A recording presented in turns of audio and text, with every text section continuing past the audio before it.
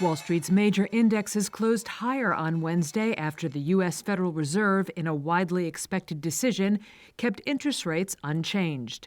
The Dow added nearly 0.7%, the S&P 500 gained 1%, and the Nasdaq jumped more than 1.6%. Fed Chair Jerome Powell, in a press conference, acknowledged the U.S. economy's strength, leaving the door open for further rate hikes to bring the annual inflation rate closer to the central bank's 2% target.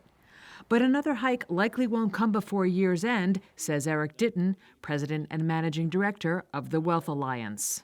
I don't think it's happening this year, simply because the markets have done the Fed's dirty work. What I mean by that is that longer rates, the 10-year, has moved up a good 1% in the last few months. We hit 5%, which we haven't seen since 2007.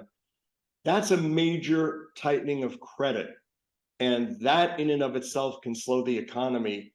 That allows the Fed to kind of sit back and watch. And that's what they're doing.